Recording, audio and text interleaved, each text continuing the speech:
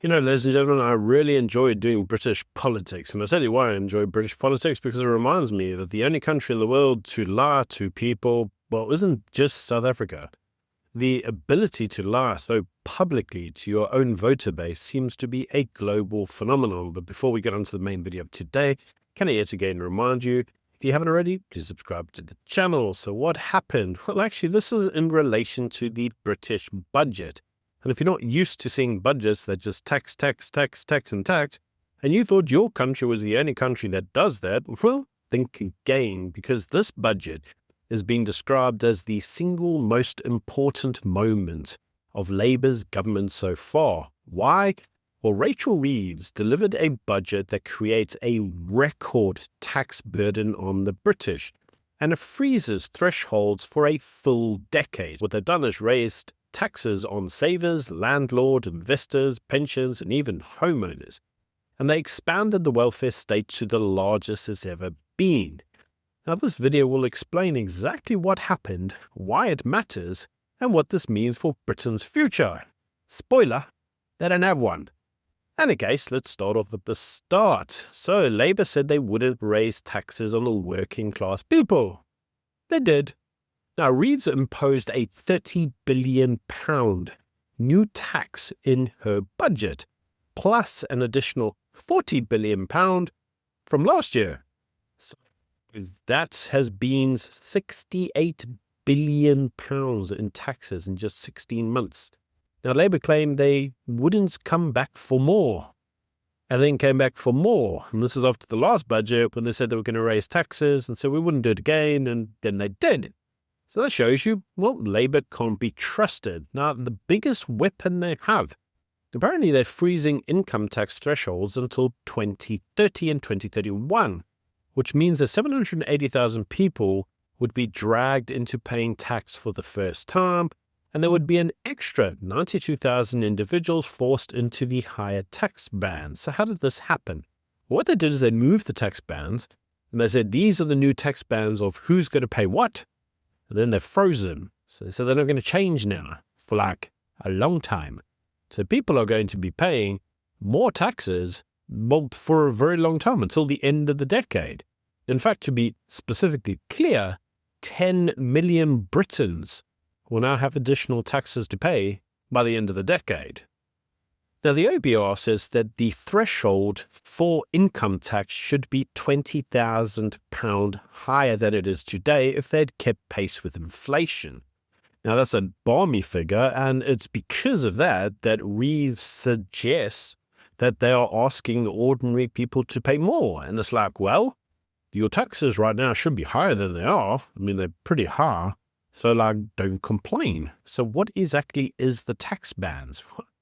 Yeah, that's a doozy in itself. So the tax burden will now rise to 38.3% of GDP, the highest in Britain's modern history. And tax receipts will rise to 42.4% of GDP, the largest since records ever began. This is now officially a high-tax, low-growth country. Remember, this is the #1 destination for South Africans to immigrate to. Yeah. What a good choice. Popped into the frying pan, if you ask me.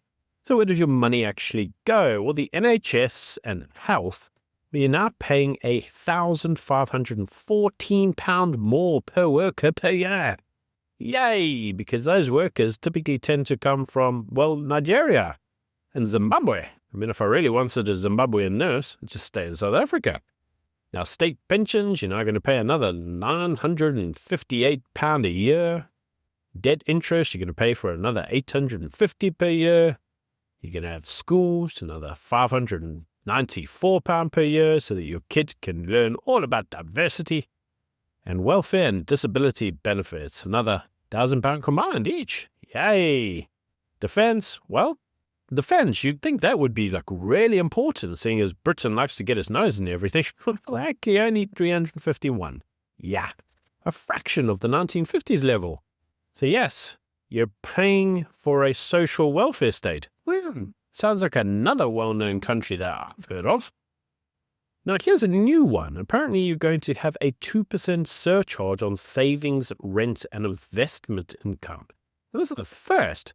Usually, most governments ask you to save more, not tax you on your savings. I guess usually your incentive to save more. Now, for the first time in history in the UK, income from work is actually going to be taxed less than income from savings or rent. I mean, that's insane. Because new incomes are 22% for basic income, 42% on higher income, and 47% on additional income. So this will hit landlords, retirees living off savings. Usually we didn't hit retirees because they're the guys that vote, and so you try to keep taxes away from them. Reeves don't care. So anyone earning interest, you're going to be subject to tax, and anyone with a side rental or investment income, taxed. Landlords with 50k rental profits will pay an additional £1,000 more per year. Now, many groups are warning of mass sell-offs with a shrinking rental supply, which will push rents even further up. And I'm going to say this may actually be part of the plan because Labour itself is dealing with a housing shortage, and the easiest way to deal with it is, well, force people to sell their rental properties. Now, savings, this is the big one. So workers with a 60k salary and 100k in savings will pay an additional £70 extra immediately, raising over time. So that's actually going to increase over time. Now, cash ISA is a typical haven for I'm going to save and you're not going to tax me. Well, that's actually being cut down. You can now save less before you get taxed. It's now gone from 20k to 12k for under 65s. Savings are being forced into riskier assets like stocks, not deposits, because if you put them there, you're going to get taxed. Now, dividend tax for businesses. Now, just to be clear, most businesses have to pay first corporation tax, and then when you want to take the money out, you've got to pay a dividends tax. So by the time you actually get your money, you're earning like 32p on every pound year. The rest is going to a tax man. Now, the basic rate will go up to 10.75%, with a higher rate going up to 35.75%. So this will hit business owners who pay themselves, well, via dividends. You've got to understand, and I really stress this, this is a tax being applied against profits on your business that you've already been taxed on. You've already paid corporation tax. Now you want to take the money and give it to yourself. You could have paid dividends tax. So before the money ever hits your accounts as a business owner, you're being taxed twice. Now here's a new one. Apparently there is something now called a mansion tax. And I've got to say, if you look at the average cost of a property in Britain, according to the cost brackets, pretty much that's everyone. But properties between the value of 2 million and 2.5 million are now subject to a £2,500 additional tax per year. And this increases all the way up to £75,000. Now, in South Africa, we would probably call that a wealth tax. In Britain, they call that a mansion tax. Now, this is going to be indexed to a CPI every year after 2029. And this itself will turn property owners into tenants of the states. It's a slippery slope towards a wealth taxation. Now, why does this make them tenants of the states? Because if you can't pay the surcharge, your property could be expropriated by the state to pay your bill. And this has been done before. In fact, when this was last done, it led to the creation of the National Trust. So the government in the UK has a habit of doing this. Now, what does this all mean for the welfare spending? Welfare itself will grow by 73.2 billion over the next 5 years, with total welfare spending in 2029 being 406 billion, which will be the highest it's ever been. So Reeves is increasing welfare by 16 billion more than previously planned. So what you should now hear from this entire budget is it's a socialist budget, right? It's taking from all the capitalists, the actual income earners, and it's diverting a lot of the money to, well, welfare. So Reeves promises more face-to-face disability assessments and removal of luxury cars from mobility. This is a bid to cramp down on benefit fraud, but the OBR projects rising long-term sickness and economic inactivity and says this is going to contribute more to welfare spending. So yes, lots more welfare. Welfare everywhere, but nobody to pay it. Because the reality is, people aren't going to stick around to pay this tax.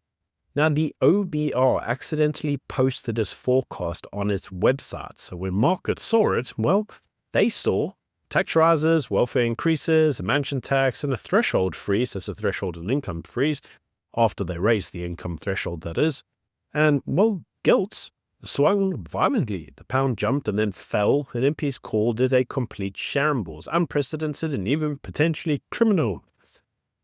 But I famously recall that this happened once before under Theresa May, and she resigned after 44 days as the PM. But Rachel Reeves, she's like, it'll be fine, because Labour don't care. It's a bit like an ANC. You ever noticed how when all the commies and the socialists get together, they all have like the same script?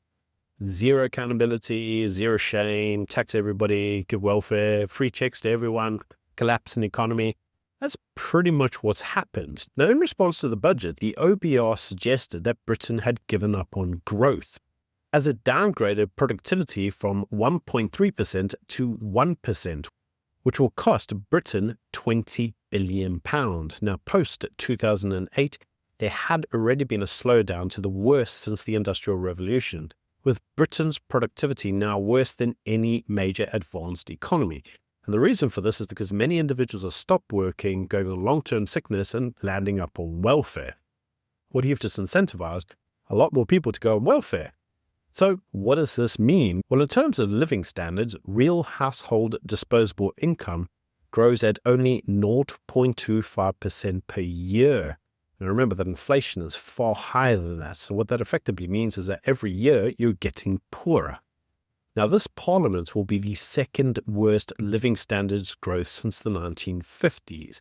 And by 2030, real pay will be below the 2009 levels, which means 2 lost decades of real pay growth. Now, Reeves will borrow an additional $100 billion every year to pay for her budget, with net debt rising to $3.5 billion by 2030. With debt interest hitting $140 billion a year, more than defense, policing, transport, or justice. So the number one spend will probably still be the NHS, with debt interest, well, fast behind it. So what does that actually sound like? Well, that sounds like a state heading towards an IMF bailout, and we've seen this many times before. So let's summarize the budget. For all those people who are just so keen on moving to shitten, well, you got more income taxes because of a freeze. And remember, that level's now gone up, and you're not going to see any variation on that because they froze it. More taxes and savings. Well, I say more taxes and savings. This is a real big one. Like, it's not really been done like this before. More tax on dividends, so don't bother ever setting up a business. More tax on rents, so don't bother owning anything. You'll own nothing and be happy. There's more taxes on homes, over 2 million, so no point trying to climb up the property ladder. More tax via national insurance on salary, sacrifice pensions. By the way, there's also a higher alcohol duty, so even if you just want to get drunk and just forget how much you're going to be taxed, and you want to drink yourself into oblivion, they even raise tax on alcohol. So yeah, you can't even do that. So officially, what we can now actually take from all this is that Britain is now officially a high-tax welfare state. Yeah, there's now a permanent redistribution model in place, falling living standards, tax systems where the hard work is penalized and savings are punished. So what does this mean for the next generation? I'm told so often people move to shitten for the future generation of their kids. I mean, it's so much better there. Short answer is they don't have one. So leave. Just my opinion. Let me know what you think in the comment section below. Until next time, bye.